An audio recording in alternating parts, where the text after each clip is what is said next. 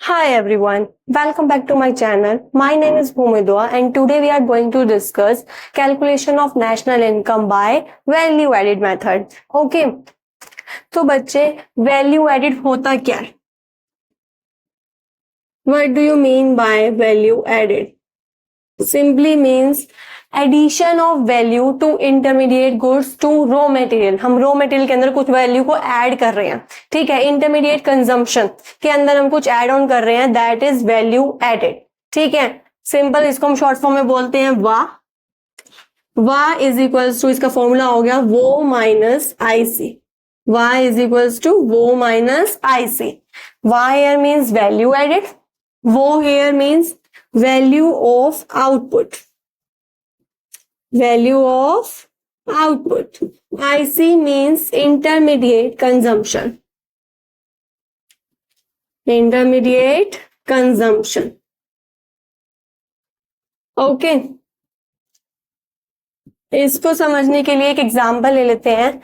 Suppose बच्चे एक baker है, उसे ना ब्रेड प्रोड्यूस करनी है, ब्रेड बनानी है, ठीक है. अब उसके लिए उसे क्या चाहिए? आटा, फ्लोर चाहिए उसे, ठीक है. वो गया किसके पास? मिलर के पास. मिलर से उसने क्या ले ली? मिल से उसने क्या ले ली बच्चे? फ्लोर ले लिया, ठीक है. आटा ले लिया, वो पड़ा उसे 500 रुपीज का. 500 का वो आटा लेके आया, देन उसने उस आटे को कन्वर्ट कर दिया ब्रेड में, ठीक है. अब वो मार्केट में उसको कन्वर्ट करने के बाद ब्रेड को बेच रहा है 700 में, ठीक है. उसने क्या परचेज किया? देखो बच्चे, फ्लोर परचेज करा उसने जो था 500 रुपीज का, राइट. और उसने उसको कन्वर्ट कर दिया ब्रेड में, और अब वो उसे मार्केट में बेच रहा है 700 रुपीज में, ठीक है. ये जो 500 था, ये क्या था? एक तरह से उसने रॉ मटेरियल परचेज करा था, ठीक है. तो ये क्या हो गई? इंटरमीडिएट गुड होगी उसके लिए, ठीक है. और ये जो वैल्यू निकल के आई है 500, यही क्या है? इंटरमीडिएट कंजम्पशन, ठीक है. यानी कि आईसी हो गया. ओके. और जब उसने ब्रेड कन्वर्ट कर दिया और उसे 700 में मार्केट में बेच रहा है, तो ये क्या हो गया? हमारे पास आउटपुट हो गया, ठीक है.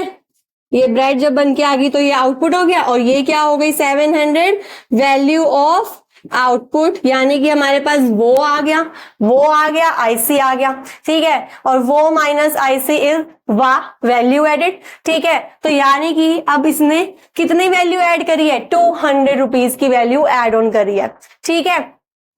ये 200 रुपीज क्या हो गए बच्चे? वैल्यू एडेड, ठीक है. 200 हमारे पास हो गए वैल्यू एडेड. इसी को हम बोलेंगे GVA eight MP. GVA eight MP या फिर जीडीपी एट एमपी भी बोलते हैं हम, ठीक है. और इस मेथड में हमारे को main component GDP at MP ही निकालना होता है, ठीक है. हम पहले या तो जीवी एट एमपी या फिर जीडीपी एट एमपी, बात सेम ही है, निकालेंगे, ठीक है. जीडीपी एट एमपी हमारे पास आ जाएगा, तो हमें नेशनल इनकम निकालनी है. नेशनल इनकम के लिए एनएनपी एट एफसी, राइट. फिर से जी से एन पे जाएंगे तो माइनस डेप्रिसिएशन, और डी से एन पे जाएंगे तो माइनस निट, एमपी से एफसी पे जाएंगे तो प्लस एनएफआईए. ये सारी चीजें हम कर देंगे तो मेरे पास एनएनपी एट एफसी यानी कि नेशनल इनकम आ जाएगी, राइट. अब ये कैसे निकाले? जरूरी थोड़ी ना हमारे को value of output directly question में गिवन होगा. कई बार होता है इसके कुछ एलिमेंट्स गिवन होते हैं, राइट. तो हम कैसे निकालेंगे वैल्यू आउटपुट के? क्या क्या एलिमेंट्स होंगे बच्चे? Sales plus change in stock. या तो हमें सेल्स गिवन होगी, ठीक है. अगर सेल्स गिवन है तो उसमें चेंज इन स्टॉक को ऐड कर दो. चेंज इन स्टॉक मतलब पहले भी हमने डिस्कस किया था, राइट. क्लोजिंग स्टॉक में से ओपनिंग स्टॉक को अगर हम माइनस कर देते हैं तो वो क्या हो जाता है? चेंज इन स्टॉक, ठीक है. अब चेंज इन स्टॉक को सेल्स में ऐड कर दूंगी तो क्या आ जाएगी? वैल्यू ऑफ आउटपुट आ जाएगी, ओके. अब बच्चे बहुत बार सेल्स भी क्या है हमारे पास? या तो हमारी यहाँ की कंट्री की अपनी डोमेस्टिक सेल्स हो जाएगी, या फिर बाहर हमने इंटरनेशनल सेल्स करी है, राइट. अगर क्वेश्चन में हमारे को डोमेस्टिक सेल्स गिवन है, ठीक है. अगर क्वेश्चन में डोमेस्टिक सेल्स गिवन है, इन दैट केस आपको ऐड ऑन करना पड़ेगा एक्सपोर्ट. डोमेस्टिक सेल्स गिवन है तो क्या ऐड करना है आपको? एक्सपोर्ट. ठीक है, तब आपको नेट सेल्स गिवन मिलेगी। ठीक है, डोमेस्टिक में अगर हम एक्सपोर्ट को ऐड कर देंगे then we will get sales, net sales. और क्वेश्चन में हमारे को नेट सेल्स ही लेनी है। अच्छा, कई बार क्या होता है क्वेश्चन में आपको कंफ्यूज करने के लिए ना सेल्स भी दे देते हैं और एक्सपोर्ट भी दे देते हैं। अब बच्चा क्या करता है, बच्चे ने पढ़ा था एक्सपोर्ट आ जाए तो ऐड करना है, उसको ये याद नहीं रहा कि कब ऐड करना है। अगर हमारे को सेल्स गिवन है और एक्सपोर्ट भी गिवन है तो वो एक्सपोर्ट यूजलेस है, उसका कोई काम नहीं है। ठीक है, तब हम सेल्स ही लेंगे। अगर क्वेश्चन में डोमेस्टिक सेल्स गिवन है ना बच्चे, तब हम एक्सपोर्ट ऐड करेंगे, तब एक्सपोर्ट का यूज है। डोमेस्टिक में एक्सपोर्ट को ऐड कर देंगे then we will get net sales, और हमें नेट सेल्स लेनी होती है वैल्यू ऑफ आउटपुट में। ठीक है, similarly intermediate consumption, intermediate consumption क्या है, परचेज, एक तरह से ये क्या है, परचेज ऑफ रॉ मटेरियल ही तो है बच्चे, है ना, परचेज ऑफ रॉ मटेरियल। अब परचेज भी हमारे को या तो अपनी कंट्री में डोमेस्टिक परचेज या फिर बाहर इंटरनेशनल परचेज करिए हमने कुछ। ठीक है, अगर अपनी डोमेस्टिक परचेज गिवन है क्वेश्चन में, डायरेक्ट परचेज गिवन ना करके हमारे को डोमेस्टिक परचेज गिवन है, तो इसमें ऐड कर दो इंपोर्ट, इसमें ऐड कर दो इंपोर्ट। ठीक है, डोमेस्टिक में अगर हम इंपोर्ट को ऐड कर देंगे then we will get net purchase, net IC तभी हमारे को मिलेगा। ठीक है, तो ध्यान देना है, अगर हमारे को इंटरमीडिएट कंजम्पशन नहीं दे रखा तो हम कैसे निकालेंगे बच्चे, परचेजेस दे रखी होगी। ठीक है, डोमेस्टिक परचेज गिवन है तो इंपोर्ट ऐड कर दो। अगर डायरेक्टली हमारे को परचेज गिवन है और इंपोर्ट भी गिवन है तो इन दैट केस इंपोर्ट का कोई काम नहीं है, वो सिर्फ कंफ्यूजन के लिए गिवन है। ठीक है, हम इंपोर्ट को तभी ऐड करेंगे जब बच्चे डोमेस्टिक परचेज गिवन होगी। क्लियर, ये सब बिल्कुल सिंपल सा फॉर्मूला था, y इज इक्वल टू वो minus IC, then we will get GV at MP या फिर जीडीपी एट एमपी। ठीक है, सिमिलरली अब जीडीपी एट एमपी आ गया हमारे पास, बस फिर क्या है, नेशनल इनकम निकाल दो, एनएनपी एट एफसी आ जाएगी। क्लियर,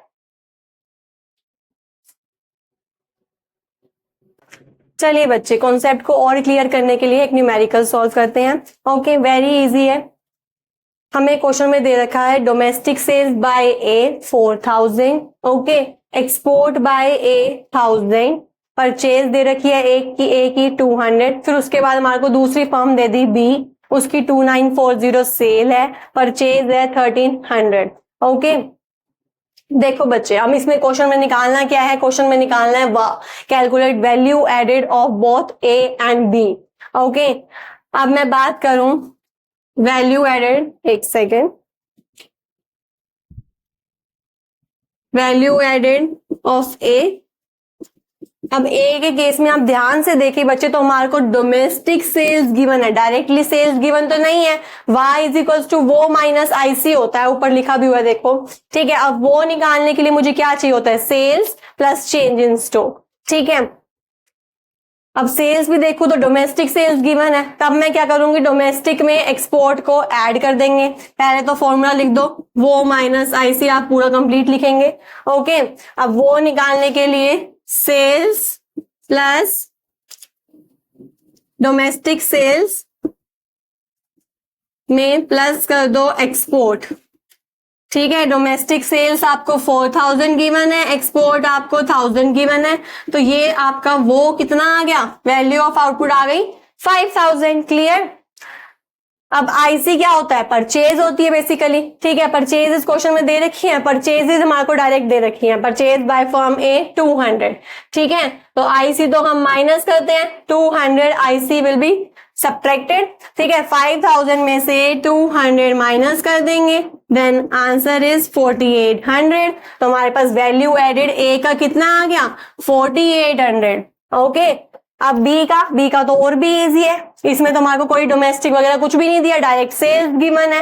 ठीक है, तो ये रही सेल्स, ये रही आईसी, सेल्स में से हम आईसी को माइनस कर देंगे, ये सेल्स हमारी क्या हो गई, वो हो गई, वैल्यू ऑफ आउटपुट हो गई, परचेज क्या हो गई हमारी, आईसी हो गई, इंटरमीडिएट कंजम्पशन, दोनों को माइनस कर देंगे, then we will get value added of firm B. Question solve. चलिए बच्चे एक क्वेश्चन और एक डिस्कस करते हैं, उसके बाद अपनी क्लास को एंड करेंगे। ओके, हमारे को सेल्स दे रखी है फॉर्म ए की, बी की, परचेज, चेंज इन स्टॉक, मतलब ए और बी का सारा मटेरियल दे रखा है। हमें क्वेश्चन में क्या निकालना है, calculate value added of form A and form B. ये क्वेश्चन नंबर ए पार्ट था एक इसका क्वेश्चन का।